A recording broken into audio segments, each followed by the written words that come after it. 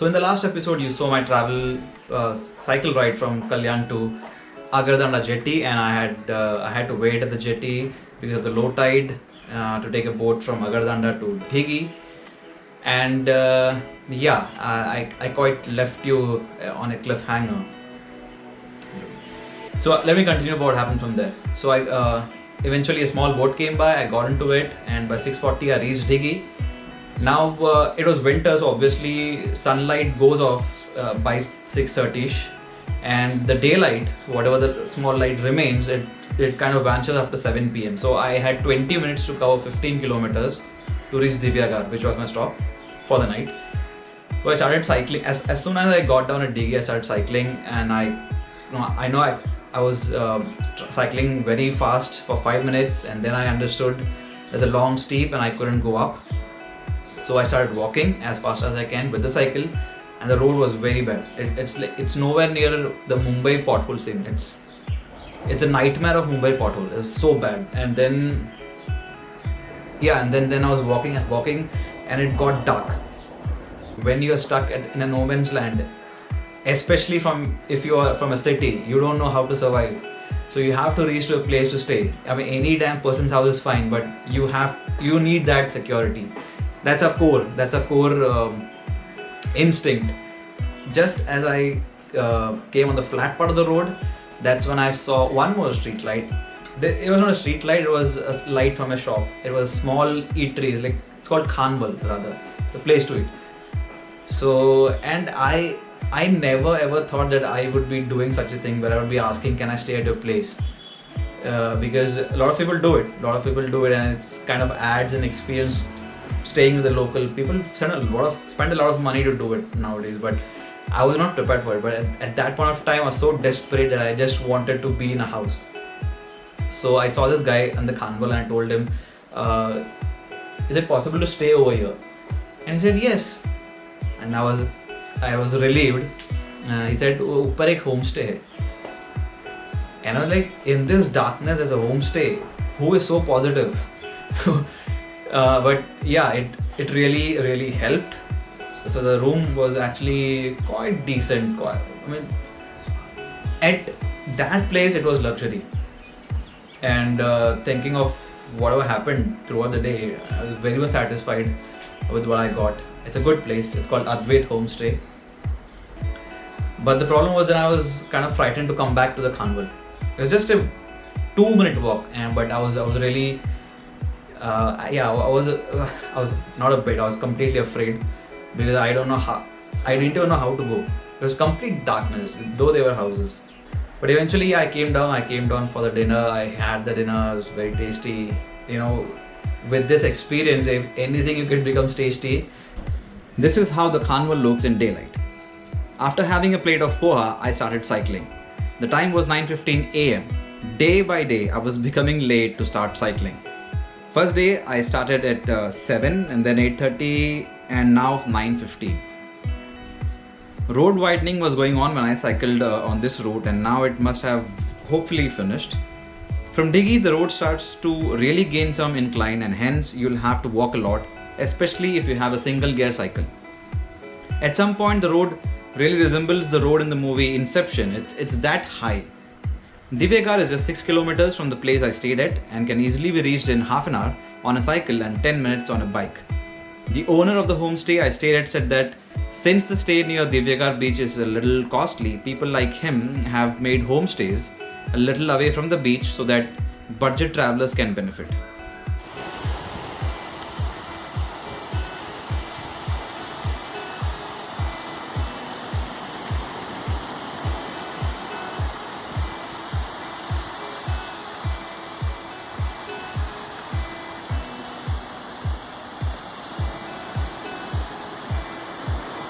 Around 45 minutes from Agar Beach comes the Kondivli Beach. The other end of this beach is Arabi Beach and is more famous than Kondivli Beach. Then comes the well-known and beautiful Srivardhan Beach, followed by the famous Harehareshwar Beach. This is me on the Kondivli Beach. The road from Kondivli to Srivardhan has some scenic roads, but the condition of the road it's bad. On the map, Srivardhan Beach looks close to Harehareshwar. but in reality it's some 21 kilometers away. This is a beautiful Srivardhan beach. A small tip, Srivardhan is a bigger town than Harehareshwar. So you will find a cycle repair shop in Srivardhan but not in Harehareshwar.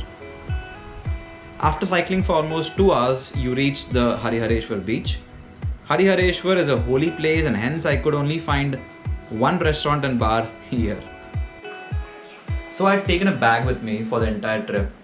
My cycle didn't have a carrier, so I had to carry the bag on my back. And I was carrying the bag for almost 3 days. For 3 days I was carrying it, and I could really understand the energy sap out. Because I think things in the bag were almost 5 kg, 5-6 kg of things. And it was really draining me, and I could feel it, that there's a weight behind me, so I couldn't cycle as freely as I wanted to.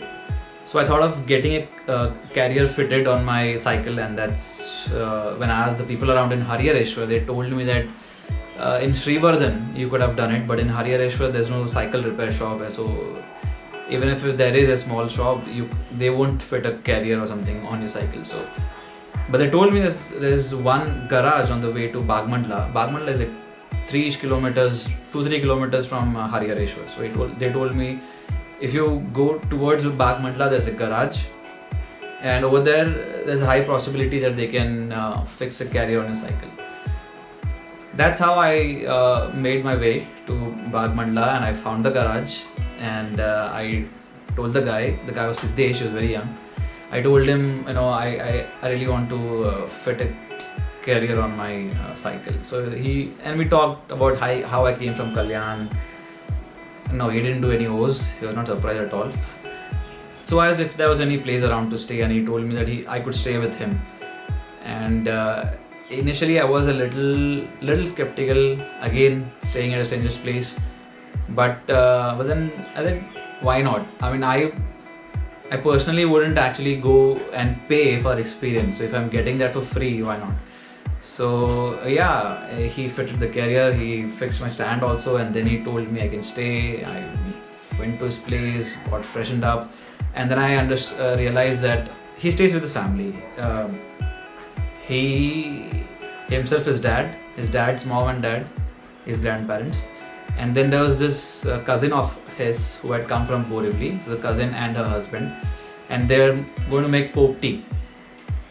I had never heard about Popti. It's a traditional village-style barbecue dish, I would say.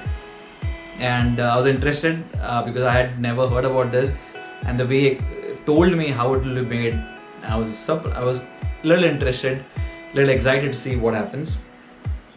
And so Popti is basically made in a pot. Okay, so first you marinate the chicken, and then you put that into the banana leaf and pack it, and then you put the banana leaf packets in the pot, and then you put shenga and wal. So these both are the important ingredients. I just asked them and they told me. I didn't do any research on this, and I'm talking about the Popti I saw. I may be wrong. So wal and shenga, they said it's important, and they put a lot of them. They also put potatoes, they also put eggs in it, and then they filled the pot with bamburdi. I don't know if it's a grass, it's a little velvety thing. And there's a lot of bamburdi, and they covered the pot with it. It has a different smell actually. Nice one. And then they took the pot and put into the ground, and then they surrounded it with a lot of wood. And and then the whole thing was lighted up. The fire actually resembled the fire of Holi. After half an hour to 40 minutes, you take out the pot, and then you take all the ingredients, well, not the ingredients, all the things which you put in. It was tasty. One reason I felt it more tastier would be because I was there throughout the process from the start to the end. So that, I think, adds up to the taste a bit. So yeah, it was a very different experience, and I don't know. I mean, I would have never had it if I hadn't cycled from Bombay to Goa. So that was really, really interesting and unique. Next day we woke up early to catch the 8 o'clock boat to Vesuvi. But the boat came by 8:30 and it was almost 9 when we reached the other side. I didn't sleep properly the previous night. The Popti party got over by 12:30 and then we went to sleep only to be awakened by some uninvited guests called mosquitoes. The mosquitoes here were not like the slim beauties we have in Bombay, but were fat and loud. Every 15 minutes I woke up. After reaching Vesuvi, I headed to Kelshi. The road from Vesuvi to Shipole is really bad. It's really bad. Shipole to Umroli had a newly laid road and hence it was smooth. And I guess by now they would have extended it till Vesuvi. To save a kilometer, I took a ride from Umroli, but if you're planning to ride on this route, never do that. Never take this ride, but instead take the right which is just ahead. It's ahead of Gawalwadi. It's just the next right. Both the roads reach at Mandivali. From Mandivali to Kelshi, the road is mostly flat. Kenji Beach is a little inside from the town, around 1 kilometer. Looking at the trees at the beach feels like some Bollywood movie has used this as a location. Again, this is a beautiful beach and I would say sort of a must visit. From Kelshi, I crossed the bridge to Ade and then rode to Padle and then Anjarle. After the Padle beach, you get a section of road that runs besides the coast. The road is bad, but the scenes are very good. I didn't go to Anjali Beach, but took a video of it from far. So this is the point from where I took the video of Anjali Beach. From here, I rode to Harehareshwar Beach.